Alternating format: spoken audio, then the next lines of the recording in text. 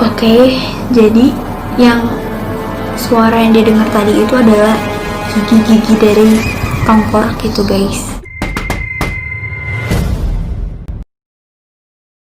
Halo semuanya, balik lagi di channel aku. Di video kali ini aku melanjutin part 1 dari cerita hantu di sekolah. Buat kalian yang mau nonton part satunya, boleh banget langsung klik di description box atau di icon di atas ya guys. Sebelum kita masuk ke part 2 nya, buat kalian yang belum subscribe, di subscribe dulu di bawah. Dan jangan lupa juga untuk nyalain notifikasinya agar kalian tidak ketinggalan dengan video selanjutnya ya. Ya udah subscribe, terima kasih banyak.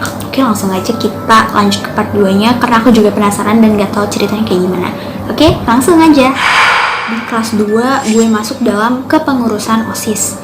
Masuknya karena ditarik Ray yang waktu itu sebagai ketua salah satu sekbid. Hehehe. Seperti anak OSIS pada umumnya, gue dan teman-teman kadang harus menginap di sekolah kalau sedang mempersiapkan suatu acara atau pensi istilahnya. Kami lebih memilih untuk tetap menginap di sekolah walaupun banyak teman yang rumahnya nggak jauh dari sekolah. Tapi nanti biasanya setelah malam semakin larut, satu persatu banyak yang lebih memilih pulang ke rumah masing-masing. Yang tinggal hanya segelintir saja yang rumahnya jauh seperti gue ini. Biasanya anggota geng menginap terdiri dari gue, Ray, Ichwan, Adi, Omes, Dedi, Ahmad. Biasanya nggak jauh dari itu aja orangnya. Anak-anak yang seru dan juga lucu-lucu. Pada suatu malam, kami sedang dalam persiapan suatu acara yang akan diadakan esok harinya. Acara tahunan yang biasanya berisi bazar dan pagelaran musik serta kesenian lainnya. Sama seperti acara-acara sebelumnya, kami mempersiapkan segalanya sejak jauh hari, memastikan seluruh kegiatan akan berjalan dengan baik dan sesuai rencana. Sampai ketika satu hari sebelum acara dilaksanakan, kami memutuskan untuk menginap di sekolah malam sebelum acara. Panggung sudah berdiri di lapangan, berbagai pernak-pernik buzzer sudah terpasang rapi. Soundcheck sudah dilakukan. Intinya jam 9 malam nyaris seluruh perangkat acara sudah siap. Kami hanya tinggal bersenda gurau menikmati malam. Duduk beramai-ramai di tengah lapangan, kami menikmati malam yang sangat indah dengan langit cerah bertabur bintang. Saat itu ada belasan orang yang masih kelihatan warawiri di lingkungan sekolah. Canda tawa terdengar bercampur dengan percakapan khas anak SMU terdengar lantang di dalam lingkungan sekolah. Sementara waktu berjalan terus menuju tengah malam. Gue dan teman-teman sangat menikmati waktu-waktu seperti ini. Bebas bercengkrama, gak ada guru dan orang tua, hehehe. Sampai akhirnya teman yang kebetulan rumahnya gak jauh dari sekolah satu persatu pulang. Semakin mendekati malam, hanya tinggal segelintir siswa yang masih berada di sekolah. Jam 11, hanya tinggal beberapa anak saja yang tinggal dan memutuskan menginap. Gue, Ray, Dedi, Ahmad, Adi, Omes, dan Ikhwan. Hanya mereka itu yang gue ingat, karena kami ini yang nantinya seperti menjadi anggota tetap geng siswa menginap di sekolah. Kami berkumpul duduk di lapangan, persis di depan panggung. Gue duduk menghadap bagian belakang gedung.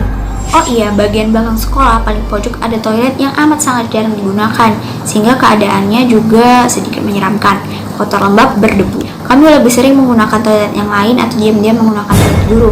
Di sebelah toilet ini ada dapur. Biasanya kami gunakan bila ada kegiatan yang ada acara memasaknya, atau untuk hanya sekedar membuat minuman panas dan mie instan. Toilet dan dapur yang berdampingan. Ada cerita seram kenapa toilet belakang itu sangat jarang digunakan.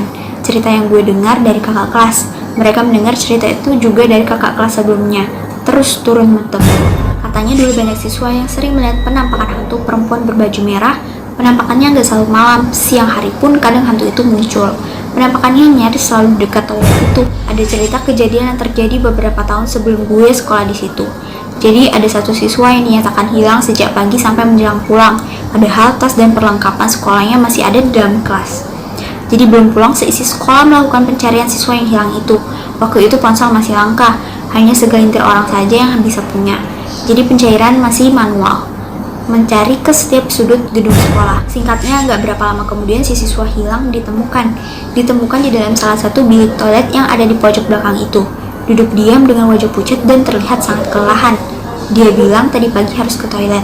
Karena seluruh toilet sedang ada yang gunakan, dengan sangat terpaksa dia berlari ke belakang, menuju toilet yang berada di pojok itu. Terus, kenapa kamu gak kembali ke kelas lagi? Tanya salah satu guru. Lalu siswa itu menjawab, gak berani keluar bilik toilet karena ketika akan keluar dia melihat sosok perempuan berbaju merah berdiri di depan pintu, sosok yang sangat menyeramkan. Melihat itu semua, dia lalu kembali masuk ke bilik toilet dan menutup pintunya, gak berani keluar.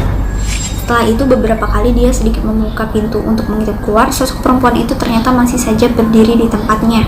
Menangis ketakutan, si siswa memutuskan untuk tetap berada di dalam toilet. sampai akhirnya ditemukan oleh teman-temannya menjelang jam pulang. Begitulah sejak saat itu beredarlah cerita tentang hantu perempuan berbaju merah yang gentayangan di toilet belakang. Jam setengah 12 malam, gue yang duduk menghadap bagian belakang sekolah sesekali melihat beberapa ruangan kelas yang kelihatan gelap dan kosong. Hanya cahaya dari lampu lorong yang menerangi, itu pun redup. Sekali lagi, zaman gue dulu, gedung sekolah ini masih termasuk bangunan tua, mungkin umurnya sudah beberapa puluh tahun. Jadi ya gitu, bentuk bangunannya sangat kuno dan klasik. Sasar memanjang di depan kelas-kelas, di atasnya ada atap yang ditunjang tiang kayu, dengan lantai berkeramik kuno juga. Pokoknya begitulah, kalau sudah gelap, suasana lingkungan sekolah agak menyeramkan. Beberapa pohon besar berdiri di sekeliling lapangan, di depan perpustakaan, di belakang ruang guru. Teduh di siang hari, seram kalau menjelang malam. Balik ke malam itu, gue terus memandang ke satu kelas yang berada dekat dengan toilet belakang, karena beberapa kali dari sudut mata gue melihat ada pergerakan di dalamnya. Tapi gak terlalu penasaran, karena teralihkan dengan percakapan teman-teman lainnya. Sampai akhirnya gue gak bisa mengabaikannya lagi, ketika melihat sekelebat bayangan berbentuk perempuan bergerak keluar dari kelas lalu menuju belakang, tempat di mana toilet dan dapur berada. Dapat dipastikan kalau yang melihat kelebatan itu hanya gue, karena Omes dan Dedi duduk membelakangi pemandangan yang gue lihat. Sementara teman-teman yang lainnya entah sedang berada di mana. Gue gak langsung cerita tentang kelebatan itu kepada mereka berdua, lebih memilih untuk melanjutkan perbincangan, walau perasaan sudah mulai enak. Bri, bikin kopi yuk.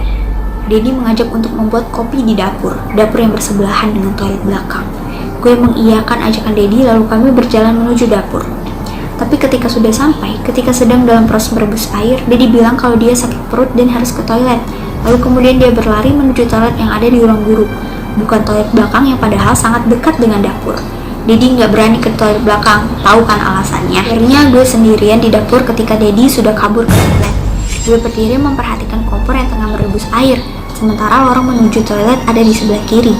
Lorong yang gelap tanpa penerangan sama sekali. Berusaha semaksimal mungkin untuk gak memperhatikan lorong itu, tapi tetap saja beberapa kali secara refleks gue melirik ke arahnya. Sampai akhirnya suasana berubah. Tiba-tiba hawa gak enak datang menyeruak menyentuh perasaan. Udara yang gue hirup mendadak jadi hangat cenderung panas. Agak sedikit sesak gue bernafas. Jantung seperti berhenti berdetak. Bulu kuduk merinding semua. Gue lantas langsung memejamkan mata, karena beberapa detik sebelumnya dari sudut mata gue melihat sesuatu. Di lorong toilet ada sosok perempuan berbaju merah sedang berdiri diam menghadap gue yang sedang terpaku di depan kompor. Seketika itu pula gue langsung memejamkan mata, ketakutan. Nyaris menangis, lalu gue memaksa membuka mata menoleh ke lorong toilet. Perempuan itu masih ada, masih berdiri diam dengan sebagian wajah tertutup dari rambut panjangnya. Seram, menakutkan. Perlahan gue mematikan kompor, setelah itu langsung balik badan melarikan diri menuju lapangan di mana sudah ada Omes dan Ikhwan di situ. Kenapa lari-lari gitu, Bri? Ada apa? Mana kopinya? Banyak tanya dari Omes ketika gue sudah sampai di lapangan. Gue lihat hantu baju merah di toilet belakang, jawab gue nyaris berbisik. Masa sih, Bri? Ngayal kali lo, sama setan aja takut. Hahaha. Begitu kata Ikhwan. Sepanjang yang gue tahu, Ikhwan adalah anak pemberani, gak takut sama hantu dan hal-hal mistis lainnya. Yaudah, kalau gak percaya, lo aja sih sama Omes yang bikin kopi. Sungut gue sedikit kesal. Di lapangan hanya ada gue, Ikhwan, dan Omes, sementara anak lainnya berada di dalam ruangan OSIS. Gak lama kemudian Dedi datang bergabung di lapangan setelah urusannya dengan toilet selesai. Si berempat berbincang di lapangan ketika jam sudah lewat tengah malam, nyaris jam 1. Mes, ke dapur yuk, temenin gue bikin kopi, ajak Ikhwan ke Mes. Akhirnya hati-hati ya. Serem banget, jangan lihat ke arah toilet. Gue bilang begitu dengan mimik serius. Kemudian mereka beranjak menuju dapur, sementara gue dan Dedi tetap duduk menunggu di lapangan.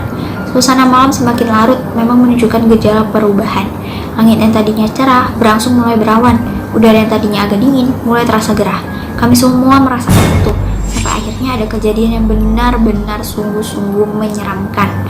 Sekitar setengah jam setelah Ikhwan dan Omes ke dapur, gue dan Dedi yang tengah berbincang dikagetkan oleh suara langkah kaki orang berlarian dari arah belakang. Ternyata yang berlari adalah Ikhwan dan Omes menuju ke lapangan tempat gue dan Dedi berada. Bener, Bri, ada hantu baju merah di toilet. Gue sama Omes ngeliat. Begitu kata Ikhwan sambil ngos-ngosan. Sementara Omes hanya diam terpaku dengan wajah pucat ketakutan. Gue belum menjawab omongan Ikhwan sama sekali ketika tangan Dedi menunjuk ke selasar yang mengarah menuju toilet belakang dan dapur. Kami semua langsung melihat ke tempat yang Dedi maksud. Di lorong selasar itu kami melihat sosok perempuan berdiri dalam gelap. Dia memperhatikan kami. Iya, kami, bukan hanya gue, tapi kami semua melihat sosok itu sungguh menampakkan yang sangat menyeramkan. Ayo kita ke ruangan OSIS aja, Omes akhirnya bersuara. Lalu kami bergegas menuju ruangan OSIS. Letaknya di sisi berlawanan dengan tempat penampakan hantu. Tanpa berani menoleh ke belakang, kami terus berjalan menuju ruang OSIS. Setelah sampai, di dalamnya ternyata sudah ada Adi, Rai, dan Ahmad. Pintu langsung kami tutup dan menguncinya, lalu kami ceritakan kejadian baru saja terjadi kepada kami bertiga. Akhirnya kami semua gak keluar ruang OSIS sampai pagi menjelang. Oke. Gitu guys, ternyata ceritanya. Serem banget. Kalau misalnya ada di situasi kayak gitu, apalagi ini kan kisah nyata gitu ya, pastinya serem banget. Aku kayak bacanya itu kayak bener-bener kok bisa kayak gini gitu kan, kayak serem banget gitu. Dan juga aku bacanya aja deg-degan gitu guys, deg-degan seolah-olah kayak aku ada di situasi dia gitu. Oke guys, menurut kalian gimana nih cerita untuk kali ini? Kalau kalian suka jangan lupa untuk kasih like-nya, komen, dan juga subscribe di bawah ya guys. Dan buat kalian yang mau request boleh banget tulis di kolom komentar di bawah. Dan mungkin aku bakal sering-sering buat kayak gini ya guys, karena ini bener-bener seru banget. Oke guys, jadi sampai jumpa di lain hari. Dulur-dulur aku, bye bye.